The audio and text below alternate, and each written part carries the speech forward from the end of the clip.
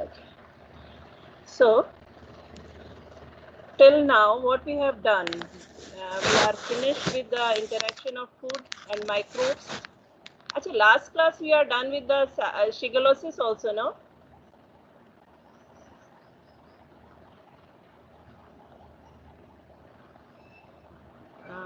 May I know who is CR of this class? Yes, ma'am. Priyanka. Priyanka. Priyanka, so we are done with shigellosis also, no? Yes, ma'am. Okay. So just this chapter is left now. So food preservation. So we are till now we are done with the food microbe interaction. What are the different factors which are going to affect the microbial growth in the food? How the factors present in the food are favoring the growth of microbes? How the factors are not favoring the growth of microbes? What are the different food infections? What are the different foodborne illnesses? What is food intoxications? And specifically some of the diseases also in this respect. So all these things we have seen earlier. Now, after once we all are aware that the infection is there. Now there is a very important thing that we get to know. We need to know that how we can preserve the food. We cannot leave this food like that only, that it can come and then we need to study only. We need to know the preservation also. What is preservation? How can we preserve the food from the microbial attack? Now, earlier also we have seen that there are not only microbe, so many other factors are also there, like physical factors are also there, chemical factors are also there. So those things, how they are uh, damaging the food, spoiling the food, and how these can be the food can be preserved from these factors. So from the harvest, starting from the harvest means from the fields from where the food is coming, and throughout the process of food processing, packaging, until the time it is coming to us, it takes a long time. So many things are involved here, so many processes are involved here. So we need to know that and it is very much required for the preservation part to be considered. Okay, so for the preservation part, firstly we need to know what is food preservation. Then what are the different measures which we can take for the preservation of food? So now we will start our topic. So firstly we will see the definition of the food preservation. Food preservation, again, it is a process like preservation. Preserve means to preserve something, okay, to preserve it, to safeguard it. Yeah. So now here we are talking about the food. So it is the safeguarding of the food. Now it is it can be defined as a process of treating and handling the food in such a way, the treatment of a food in such a way to stop or slow down the spoilage. Both the things are involved here. It will it will stop the food spoilage instantly, or it will delay, it will slow down. Okay, because slowing down means if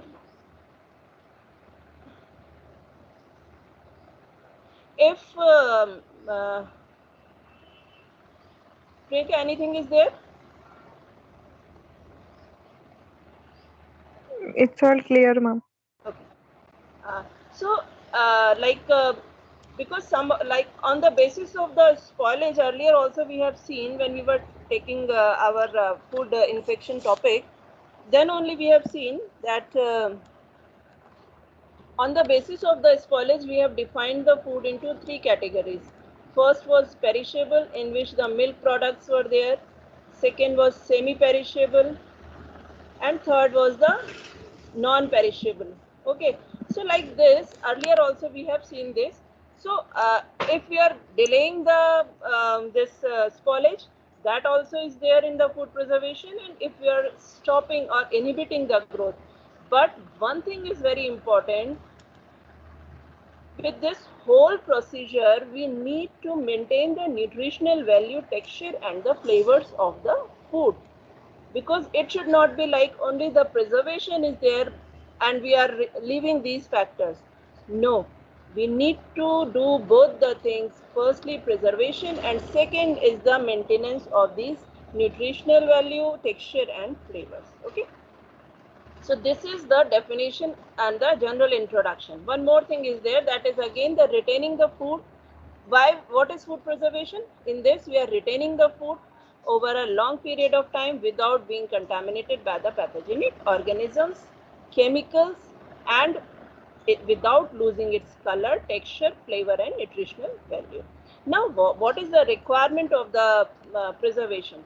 So that it can stop, it can be safeguarded. Secondly, seasonal availability of the food should be there, because everything is not coming in the all the season, throughout the season. Okay, so the things which are not presented available in that season, if it is kept preserved, they can be used in that other time also. Okay, so first is the seasonal availability. Second is the different type of food at different location. Yes, like different regions of, in case if you we talk about our country only. So from north to south, south to north, east to west, west to east, all these things, if we want to get it available at the different location, we need to keep it preserved, because the whole process will take time for the harvesting, processing, packaging, and transportation.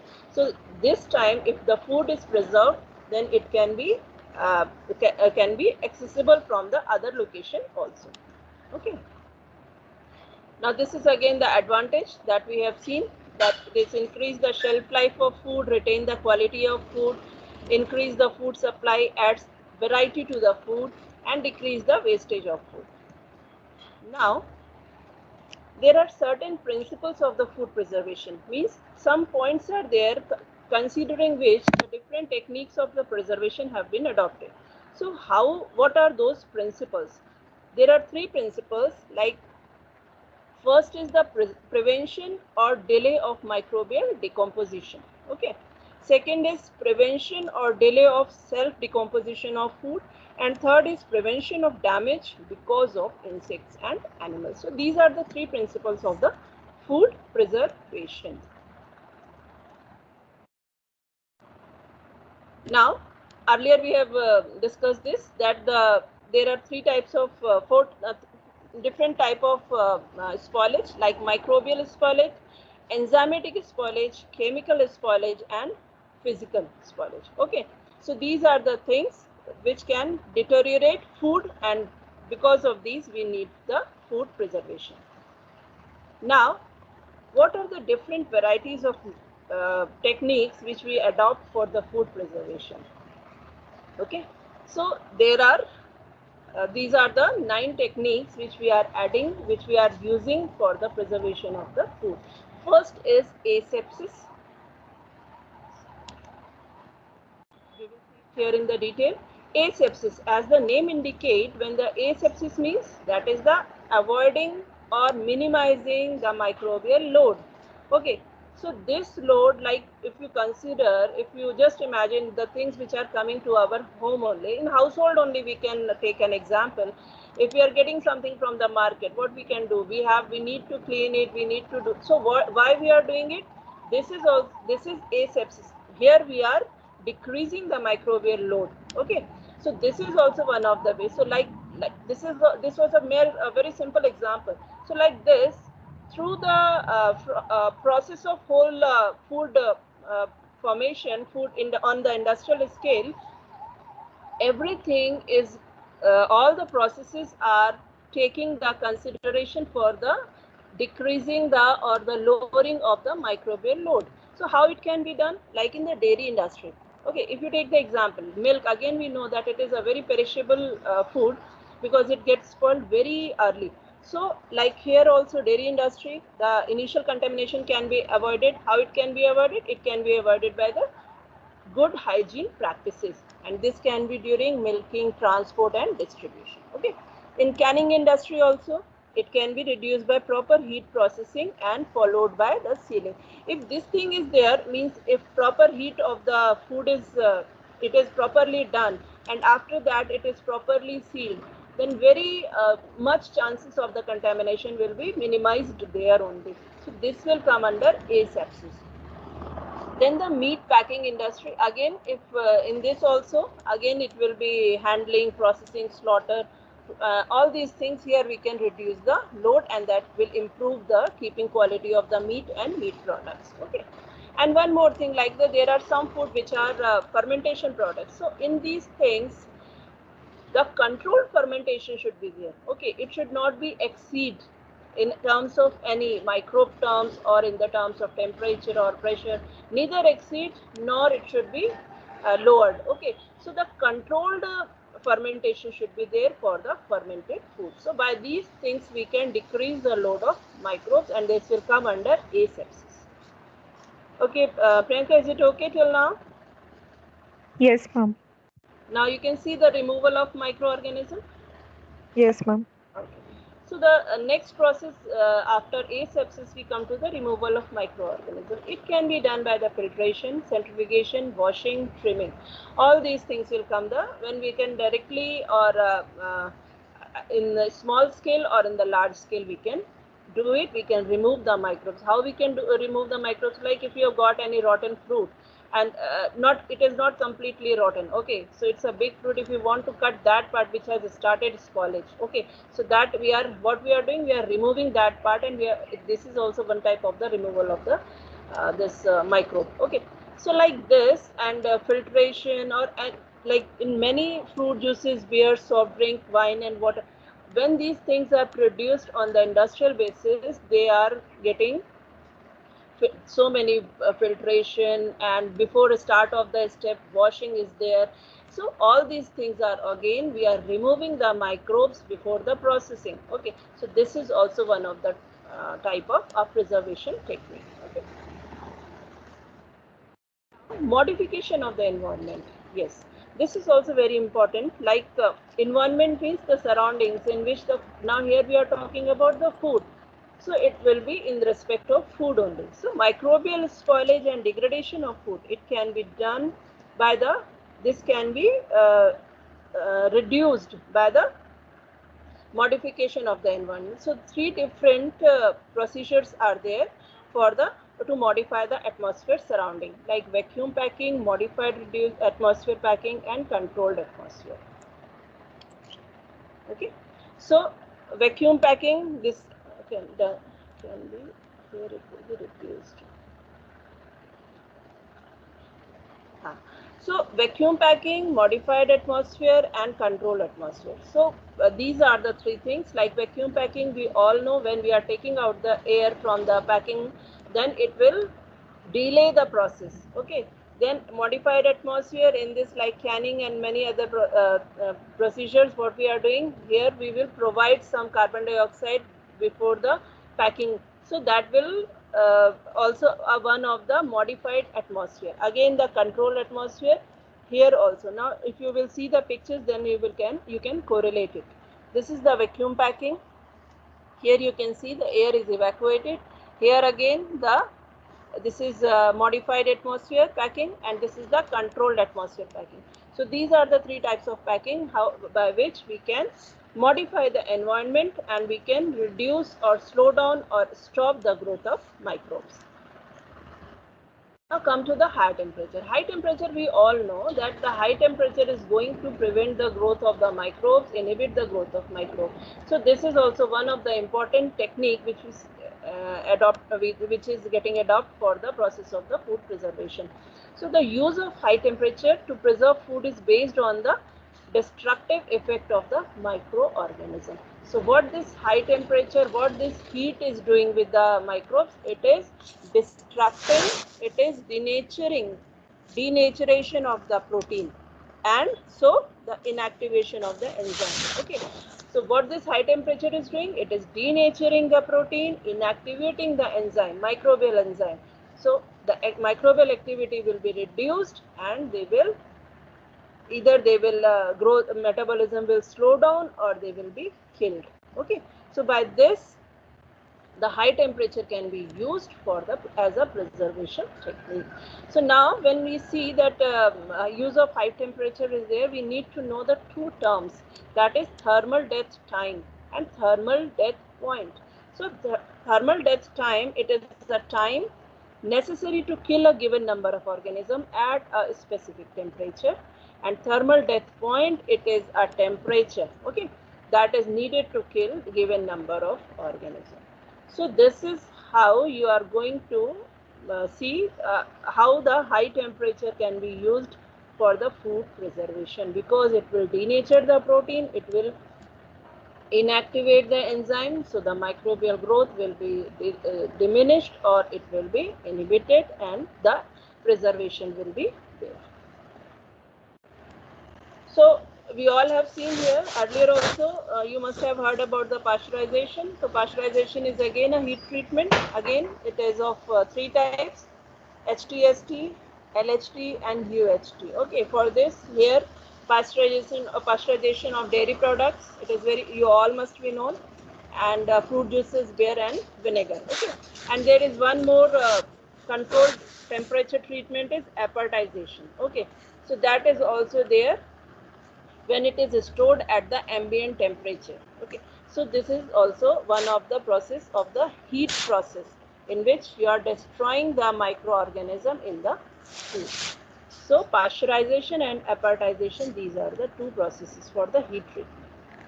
Now this was all about the high temperature treatment. Okay, how the use of high temperature, is going to denature the proteins and inactivate the enzymes of microbes.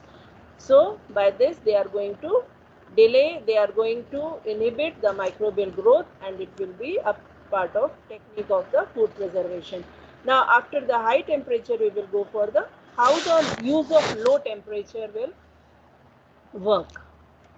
Okay, so use of temperature, low temperature slide is visible. Yes, ma'am.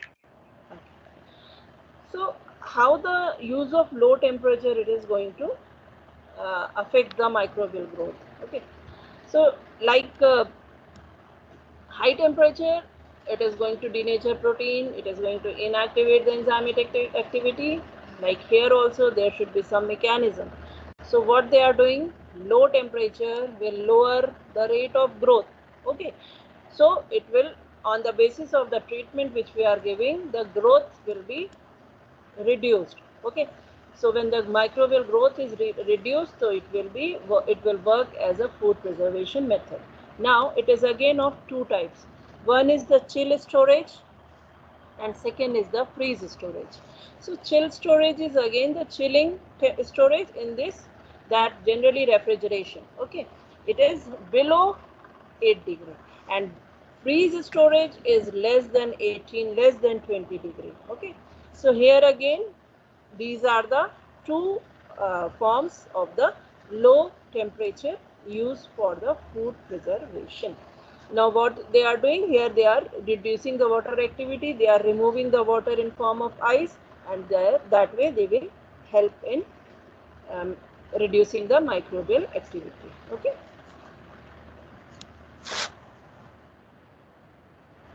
Okay, so after the high temperature and low temperature, next method is the drying. Drying, as the name indicates, drying means if you are drying something means you are taking out water from this. Okay, so water is removed. Now when the water is removed, what will be there? There will not be any moisture content, and water is very much necessary for all the cells to survive. Okay, so like that we can very easily understand that if the water is not there, if the any substance is dry, then attack from the microbes will not be much. Okay, so if we are drying the food article, then it will not support the growth of microbes. So drying or water removal, what is there? Preservation is this is practiced for centuries. In our households also you have seen, like if we need to keep the things for longer duration, like red chilies or anything, like so many things in the household you can see, like those things, if you want to keep it for longer duration, so you need to keep it for the sunlight for some time. Okay, that is also one of the drying process. Okay, in this we are removing some content of water in presence of sunlight. And why we are doing, if we keep the things like that only for storage, it can spoil very easily. But if we have dried it, then it can be kept for the longer duration. So what is this? Now drying reduce the available water in the food commodity. Okay, drying inhibit the growth of bacteria, yeast and molds through the removal of water. There are many methods firstly like sun drying. Here you can just see this is the like it's a panel, solar panel type it is there, but and on this you can keep the articles. Like one of the very good example for the sun dried product is this cherry tomato. If you keep the slices of the cherry tomatoes, small tomatoes, and then keep the slices in the sun for the sun drying, after some time what will happen, the water content will not be there, it will be dried. Okay, it will depend on the temperature also. Like it is only possible for the in the dry regions of the, I mean in like you say for our country. So in the dry region only it is possible when the proper sunlight is there. Okay, for this you need a full sunlight. So on the basis of the temperature, how much treatment is required, that you can see how much content is left. So like if you, the cherry tomato you have taken and you have sliced it and you kept it for the sunlight, you can see after some time the moisture will not be there, and they will be dried, and then you can keep it for the storage for longer duration. And just compare the cherry tomato which you have taken fresh, and if you cut those and if you want to keep it for some time only, it will get spoiled. So now you can very much correlate that it is one of the very interesting technique for the preservation. Now water removal. In this drying, it is done with the help of sun because it need only high temperature. Naturally, it is done by the sun drying, but if the sun drying is not there, if the content is very much commodity, food commodities on very large scale, like in the industrial scale, what you need to do, you need to provide some equipment for this process. Okay, so like for this you go for the electrical heat dryer. Okay, so these electrical heat dryer, they are used on the industrial food dehydration level. Okay, so like here you can see these are the these are electrical dehydrators. What they are doing, they are just like you can consider like the room heater. What is there, or your OTG, like any oven or whatever is there, there is one electric rod is there. Okay, that coil is there, that coil get heated, and then it will, the temperature of that area will be high, and when the temperature is increased, whatever is there in that area, like if it is a closed compartment, like you can see, so those dehydrator will work on those, on these trays, the food substances are kept, and for, and in the like thin slices we have kept for this uh, sun drying. Like this only we will keep in the proper fashion, proper manner, and after certain temperature treatment, whatever the standards are there, that will be dried. So here also this is one of the method for removal of water. So sun drying and electrical heat dryer. After that there is one more drying, freeze drying. So freeze drying is also there, that is cryodesiccation. It is low temperature dehydration. This is also done on the industrial scale. Okay. So three types of drying we have seen: sun drying, electrical dryer, and electrical heat dryer and freeze drying. So these are the three techniques of drying for removal of water from the cell to reduce the microbial activity, from the food to reduce microbial activity. Now, after water removal, we will decrease the water availability. Water availability, we have seen, it is denoted by AW. So this term we have seen while we were studying from the, for the introduction, how the, what are the different favorable factors for the microbial growth. Okay, Priyanka, is it okay? Yes, ma'am. Decreased water availability is there in front of you, your Yes, slide. ma'am. Okay. Yes, ma'am. So AW is the notion for water availability. So this water availability, the food material in which AW is more, there is more chances of microbial growth. Like if you compare a fruit and a grain, so AW is very less in grain, but it is very much in food. So you can very directly, you can correlate how, in which article the more microbial growth will be there. So if we reduce the water activity in the food, we can very easily reduce the atmosphere for the microbe to survive there. Okay. So decrease water activity. Again, water is one of the important factor in controlling the rate of deterioration of the food by microbial. Water activity is used for the preservation of the food and the stabilization of food supply. Again, how we are going to do this? This water activity, and what this water activity is doing, this decrease in activity increase the lag phase of microorganism and decrease the growth rate. Okay, so this is the mechanism how it is working there. And what are the different processes to decrease water activity? Dehydration, crystallization, and addition of the solutes. So once the water activity is reduced, the chances of microbial growth will also be reduced. Now next, chemical preservative. Okay. So just consider any of the example, like just see a bottle of jam which we take every day.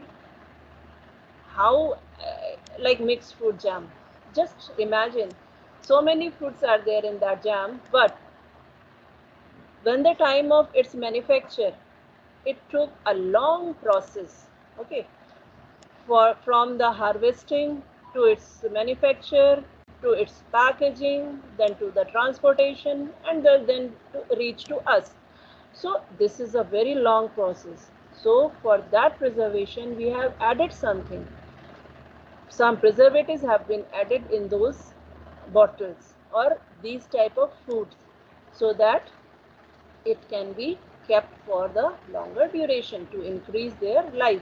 So these are called chemical preservative. They come under the category of chemical preservative, and under these are the food additives. They also involve so many variety of the preservatives that we will see in the next slides.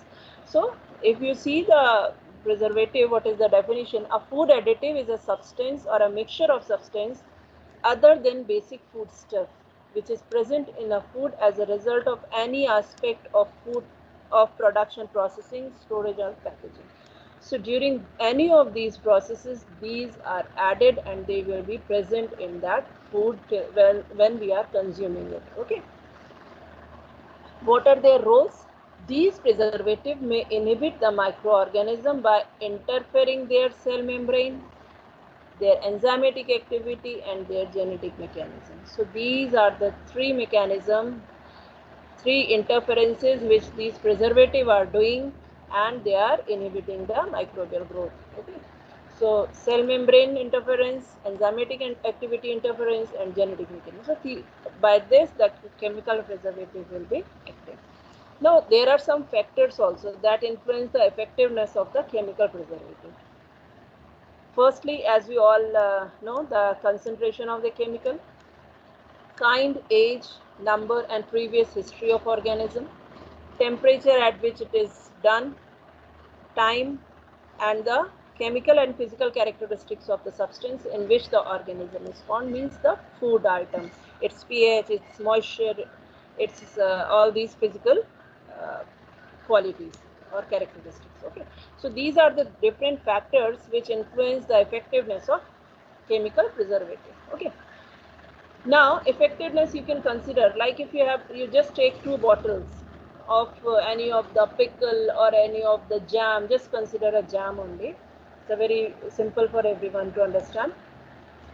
If you kept it, if you have taken purchased 2 bottles of jam, in both the bottles they are processed same. Okay, preservative content, everything is same. Okay, now apart from that also, I mean, if you see, so many things are there. How the effectiveness of the preservative, how we can check? Because if the temperature at which we are keeping it, if again we are not preserving it in the proper condition, then also after addition of the preservatives also, there are the chances of food spoilage. It's like so much preservative is there in the food, but if you are not keeping it properly, if you have left it, I mean, like that, without refrigeration or without in normal conditions or favorable condition for the microbe, again for some time it will be there, sometime it will be preserved, but after some time, if you are opening it, if external factors are provided to that also,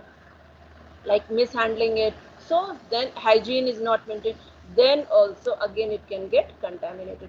So after so many things we are using for the food preservation, then also we need to be very careful while, and especially when we are using it in our houses. Okay. So now we will see what are the different chemical food preservative and how we are going for the this type of preservation. First example is the salting. Salting, again as the name indicates, salt means addition of the salt, and salt is what? Sodium chloride. Okay. So this is a very important and a very old traditional technique for the preservation. In this we are adding the salt. Okay. This salt we can add directly, like in the pickles, like here you can see with this picture, you can see directly the sliced lemon, it was added the salt. Okay. And one more thing is there, like you have seen the, I will just show you with that.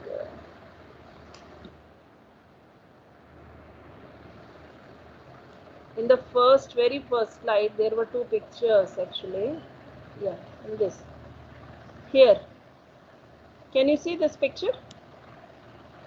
So these are also the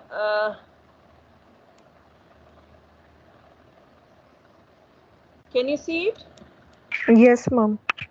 So like this only in the bottles now, you can see just so many things are there nowadays, like that yeah, in this bottle you can see, yeah, here like olives and many of the products like this which are coming in the bottles, like how they are there, how, what are the different things what we have kept for the preservation in this. Why I'm telling it, because this is direct, we are adding the salt here. Okay, so this is salting, and for in the bottles we are using brine solution, that is called as pickled vegetable. So many pickled vegetables, how they are getting preserved? They are preserved with the help of this brine, and this brine is again the solution of NaCl, salt only. Okay, of this concentration. So this will come under the salting. Now sugaring, again these type of candies you can see, this is again one of the preservation technique in which the sugar concentration should be more than 65%.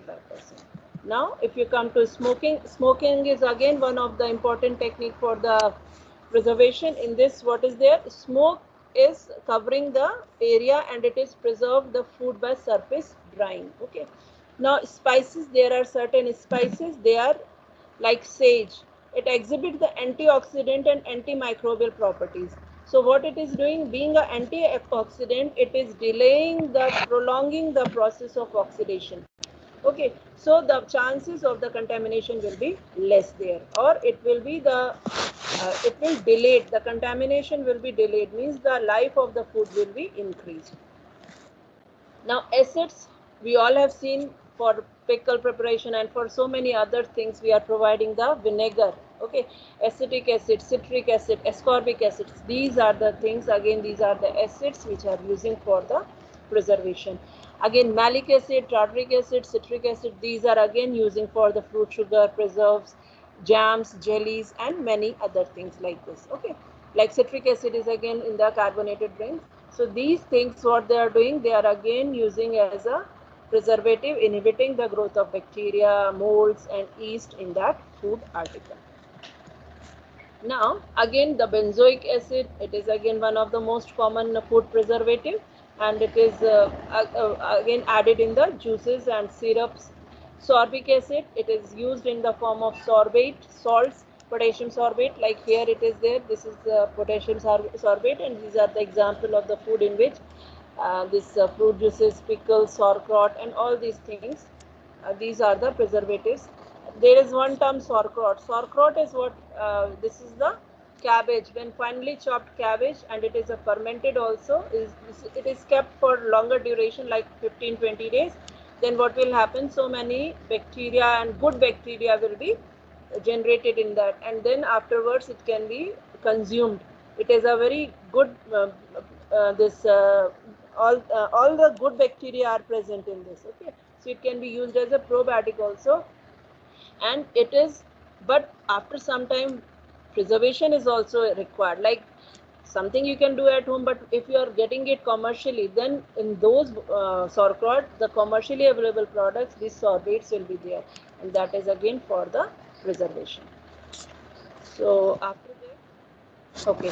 So apart from the those food preservatives, there are some preservatives. Those are in the gaseous form also, like sulfur dioxide sulfides, and these are also used as a preservative. Okay.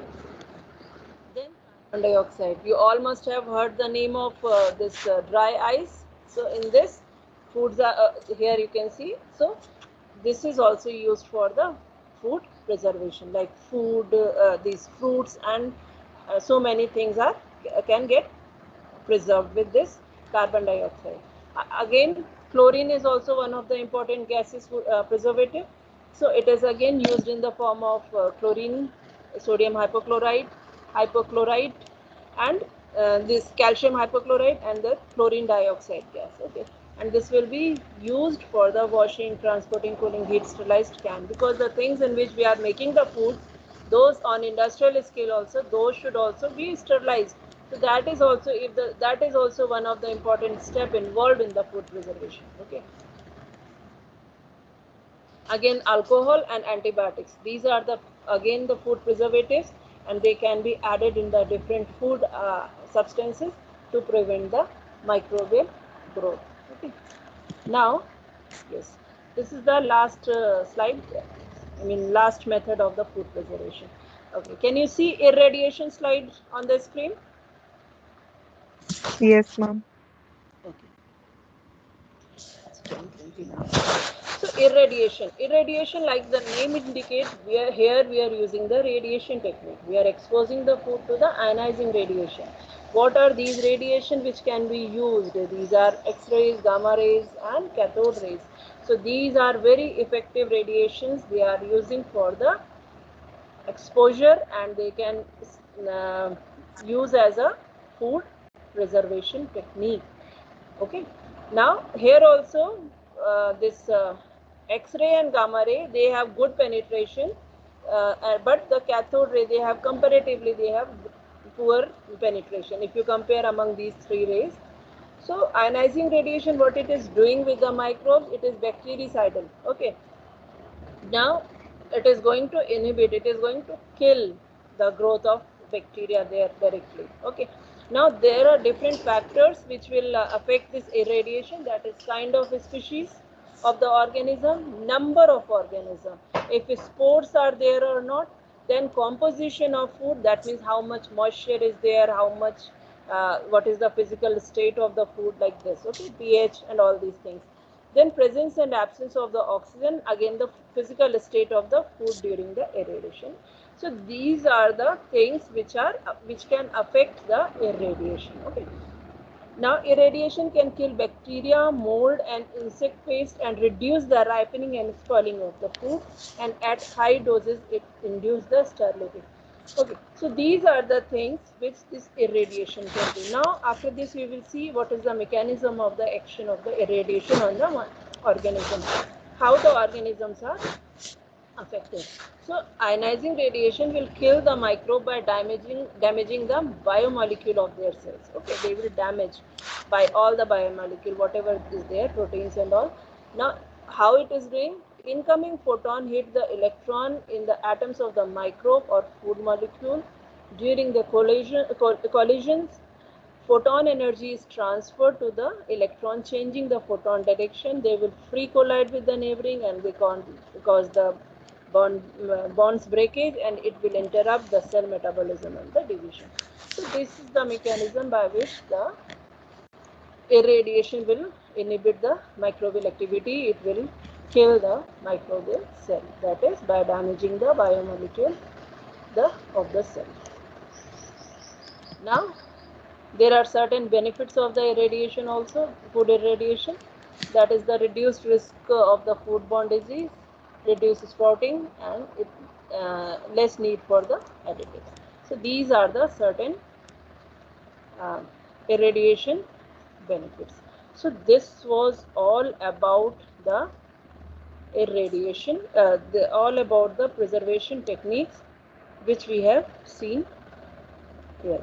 Okay.